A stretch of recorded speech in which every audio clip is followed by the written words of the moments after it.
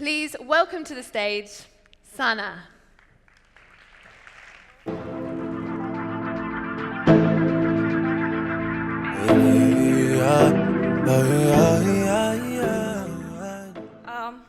If I can just ask you to give another round of applause for all of you, and for English and Pangea team. Thank you so much, everyone. My name is Sana, and I am so delighted to be here with you. I have threefold confession to make. I am not inspirational, I am not exciting, and I am not exceptional. If you're looking for these three characteristics in me or in my speech, then I'm sorry to tell you that you are in the wrong room. But I have few stories, lest we forget. Stories maintained by a simple but soul-destroying phrase. It is so. I am here also to tell you that it is never so. There is nothing special about me, yet everything is different about me and a woman like me. In her failed attempt, my mother, a decent rural woman, gave birth 9 times. 8 survived, and we were all of us girls. So it was quite challenging to grow up in my society, being a female. Each one of us chose a different route. I am the middle one, and I am the only one who managed to pursue an university education. Some of you will be like, nothing special. It's normal. I know. I told you there is nothing special about me, but my mother saw something different. She saw in me her unfulfilled dream of an educated woman. She made sure I was. Growing up in south of Morocco, I've never imagined myself standing here telling you stories about my life and the life of many women I met across the road. Since I ever remember, my struggle was finding answers to complicated questions. My first test began when I was a teenager, when I kind of tried to understand what adults meant when they said, "It is so." So I tried to find answers, and my cousin, Ahmed, was someone that has explained it in his own way. My cousin Ahmed decided to give me advice, as he calls it, advice of life. My cousin Ahmed always shows an immense frustration and anger whenever I questioned some of our deep-rooted traditions. He keeps telling me, this is how it is so. One particular incident stuck in my mind was when every year we used to go and visit the village where my mother grew up.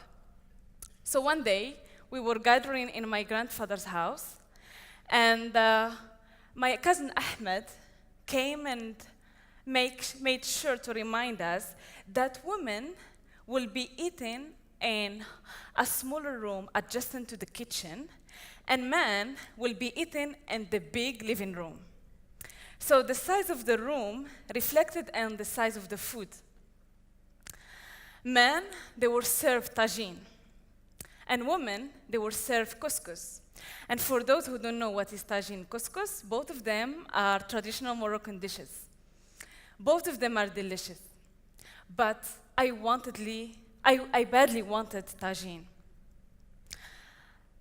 So I don't like couscous, and I still don't like couscous. I like tagine with such a colorful dish with, I remember very well the tagine specifically, with its flavors like chicken, with vibrant, bright saffron, with olives and lemon. Perfect Mediterranean flavor combination. So I decided to go and join the man in the bigger room. But man disapproved. And my cousin Ahmed was more vocal, and he asked me to leave the room and to join the female contingency.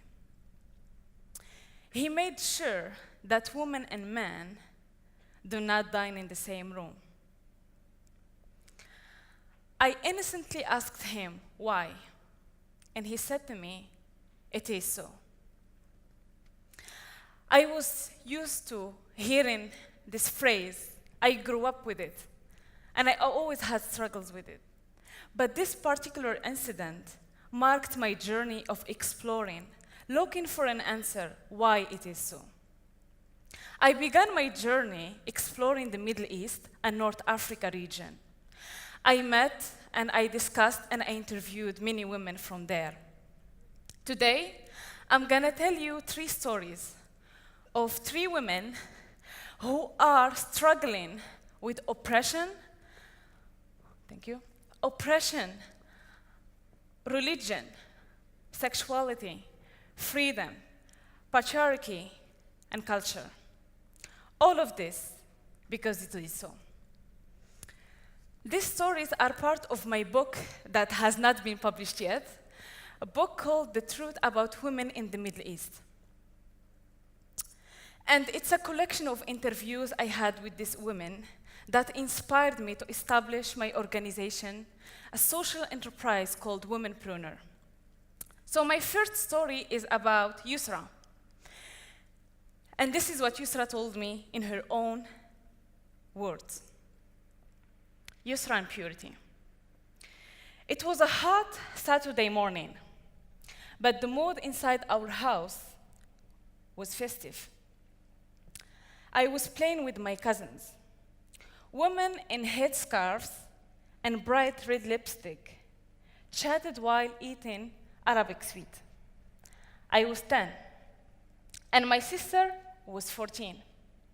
My mother hadn't told me anything about the day, but she said casually, "We shall be celebrating tomorrow."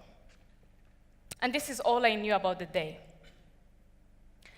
I was not aware of what was going on in that room where women gathered. Then my mother screamed my name, "Yusra!" I answered, "Yes, what do you want?" A pale woman appeared and looked at me and said, "Habibti, come with me." My mother, with no explanation, forced me out of my clothes. I innocently fought back. I screamed and cried for what I didn't know was going on. I felt helpless. One woman held my left hand. Another held my right hand. And my father held my legs open. I screamed. Without knowing what I was objecting to, but a sudden sharp pain shot between my legs. My scream was long guttural rattle, which got louder as the lady who sat between my legs dabbed at my genitals. With a tinkling laugh, she said, "All done." Without understanding what happened, I felt violated and betrayed. I mastered whatever strength I have and dragged myself out of the room. The woman I saw carried a smile of satisfaction mixed with sympathy. The sight of my skirt with the blood stains sickened me. I sat on a plastic chair. My mother tried to console me with a pathetic cup of warm tea. I still did not understand what happened. I was in pain and shame. I then turned to my mother and I asked her again, "Why did you do this to me?" My mother, while trying to hide what she felt, she said to me, "It is so." It took me 10 years to understand what really happened. My grandmother justifies gentle mutilation as something all women must go through. in order to control their desires so they don't get sexually overstimulated. My second story is about Habiba. Habiba is another victim of "it is so" phrase. And this is her story in her own words. The whole world makes you feel something metaphysical is going to happen. Exactly when the clock hits midnight, announcing the end of your 20s and the beginning of your 30s. I knew about this clock since I was a little girl. Since I remember, I was led to believe that females are like perishable food. We have an expiry date. My mother often said, everything has its expiry date. She meant it to be true as far as women are concerned. And in my girly innocence, I accepted it as given. At the age of 24, I graduated with a master's degree in engineering. I was very happy and proud. My mother and my grandmother never been to school. While my family, relatives, friends congratulated me warmly for this achievement, but said something I never thought of. They said to me, "Mabruk, inshallah arus," which means in English, congratulations, God willing you will become a bride. This additional congratulatory phrase caused me some discomfort. Being a single woman turning 30 is not particularly the easiest thing that could happen to any woman in my society. People do not hesitate to ask you, how come you're not married? Such an intrusive question is blemished with a wink or with a whisper that such an event will happen very soon. I am 29 now, and I am still single. I feel I am a burden to my parents. I feel pressured and depressed. I feel that I am a beauty bound to find a husband. This is a terrible situation to be in. My mother thought it was her duty to find me a husband. Thought it was her duty to do something about my apathy in finding a husband. She mobilized all her efforts in order to see me hitch before I hit my expiry date. She'd read the first approaching moment when people will start referring to me as Anis, which means in Arabic, spinster. "We will find you a husband, Habibti, but you have to accept our choice," said my mom in her determined mood. I saw no objection, or no reason to object. I felt this is something I had to do, for me or for them, it doesn't matter. For whatever reason, I felt I had no choice, either that or the expiry date. One day, my mother came to my room on an early morning, and she said, "Mabruk, mabruk ya habibti, mabruk ya bride." Congratulations, love, congratulations, bride. I surprisingly asked her, "Mom, what happened? Mabruk ala shu? Congratulations for what?" She said, "Yasin, your cousin Yasin has accepted to marry you. He's coming next week to ask you your hand in marriage," she said in one breath. I then asked her, "Mom, you asked my cousin Yasin to marry me? My cousin Yasin, who has 3 wives already and has 10 children. You asked my cousin Yasin, who's 30 years older than me, to marry me." My mother angrily replied and said, "When a woman reaches 30, she is a spinster, and that when she has to accept marrying a man that will only give her his half-life, then not marry at all." I was bewildered by such an answer. Without missing a beat, I asked her why. She said to me, "It is so." As my feeling of sadness, helplessness, humiliation subsided, I went through a period of unwritten soul searching and led me to very serious questioning of why it is so. My final heroine is Aida. And Aida narrated her story to me as the following. While growing up, relationship between men and women was never spoke or talked about in my household. For some odd reasons, my mother would often tell me about stories of sex and shame. She would tell me, the girl did something really bad. She brought shame to her entire family. I grew up being afraid from boys. I was afraid when they got too closer to me. When I was 14, I liked my cousin Hani, who was 14 as well. We used to play together all the time. We liked each other. One summer night, at his sister's wedding, we, the kids, were left to play alone in a separate room. Hani suggested we play the husband and wife game. I was selected as the wife, and he was selected as the husband. The game required we held hands and we kissed.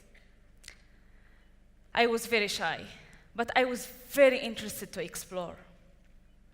While dancing, as we thought couples do, my pretended husband, Hani, touched my face, and I touched his face. This was followed by an innocent kiss. And all I remember now is that night that I lost my virginity. And that was the last night and the last day I saw Hani. Hani is married now.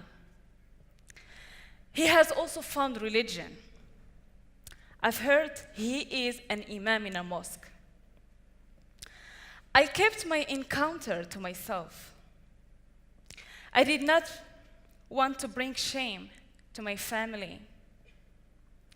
Where I grew up, women's needs and sexuality is a taboo. Nothing to stop a man from exploring, from finding out. It is often said that he is a man. He has nothing to lose. But I am a girl, and I have my virginity to lose. Losing your virginity before marriage is bringing shame and dishonor to your family. I have kept my innocent, brief encounter to myself. I made sure not to get married at all. The shame I am supposedly to inflict on myself and my entire family lies dormant inside me, and it will remain like that until the day I die. When one dares to ask, why is it so? The sure answer is, because it is so. Every woman seems to have a story. In my part of the world, all women do. We, in our region, we are the casualties of it is so. We grew up to struggle with it. But I believe we can change narratives and tell new stories of it is never so. Recalling my childhood memories, had I believed my cousin Ahmed, who said to me that woman's place is in her husband's kitchen, I wouldn't be standing here in front of you telling you stories about my life and life of many women I've met since I was 6 years old.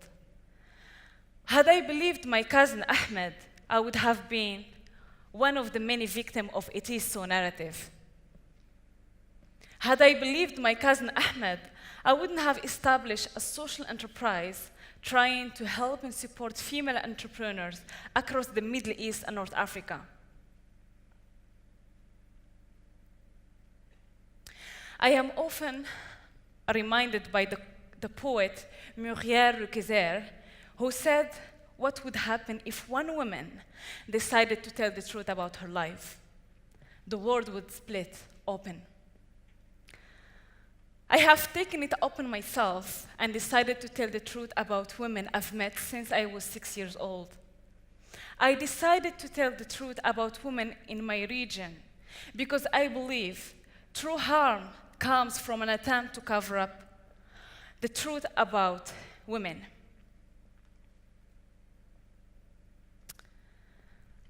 I'm sure many of you here have heard it is so phrased before. And maybe there are some victims here in this room who are trying to fight it very badly. I understand that. And I'm here to tell you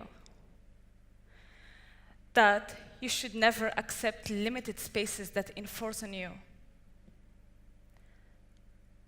I believe that it is our duty across all cultures and all traditions to unleash our humanity, no matter where we are, to create a new culture that celebrates our differences but support our equality.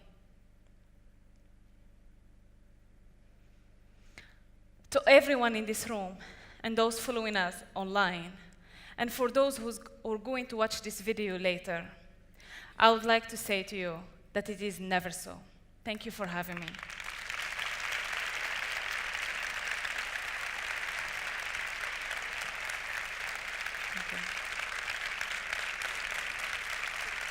Thank you.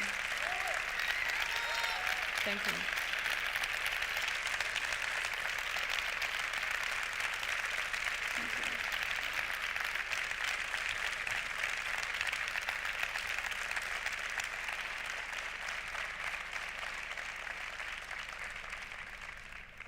Okay, so now I will try to answer some of your questions. And I can see that the first question is, what has been the most impactful lesson? Okay, okay, I'm back. I have learned from all the stories you have heard. If there is one thing that I've learned is to actually never accept no as an answer. You're going to hear no a lot as a woman. As a female, wherever you are, it doesn't matter. It's not only about us, the women from the Middle East, North Africa. Everywhere, they will tell you, no, you can't because you are a woman. And through the stories that I have collected from the region, I knew that next time someone will tell me, no, you can't, I will say, fuck you, I can.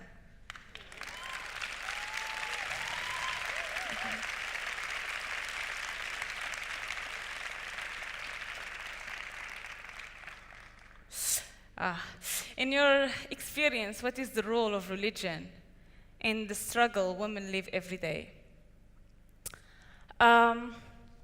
Religion is one of the different factors that women, wherever they are, they're struggling with. Religion is not exception kind of factor. There is culture, there is patriarchy, there is capitalism. There is a lot of other factors that actually make the life of a woman so difficult.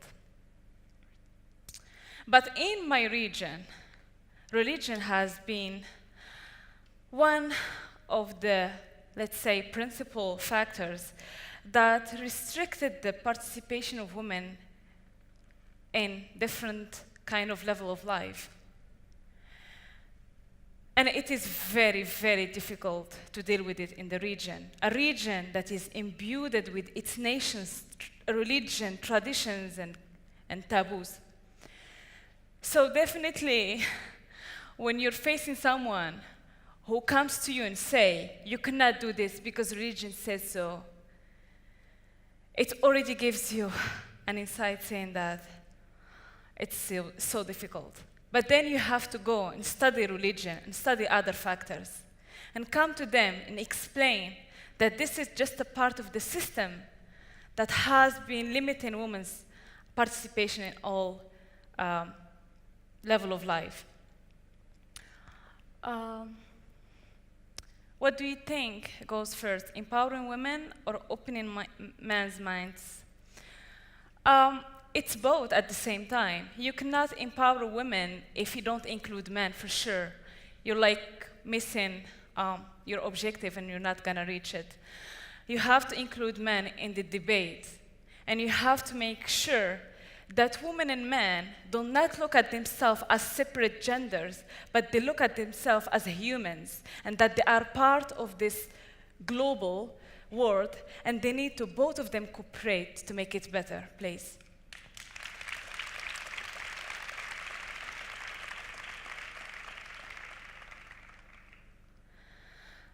What do you think it could be done to motivate women coming from the same environment to question the phrase "it is so" and speak up as you have done? Do you think it will help to change things? Changing things will not happen because of my talk or because of me. Change will come from women themselves. And this is something I've learned when I travel to the region. I had discussions with rural women, with urban women, successful women, women in the government, women entrepreneurs. And all of them, they are aware of their situation. But they're taking change according to their environment. They're making sure that they will change their environment in a way that will not harm them. It is very easy when we are speaking from a comfort zone and we're saying, how come that woman is not driving in Saudi Arabia? But the other thing that you should think of, imagine yourself living in Saudi Arabia. If you're just wearing a short kind of burqa, and there is someone who's going to hit you in the street because you are not religiously well covered. It is very easy when we speak from comfort zone, but it is difficult to put ourselves in their situation.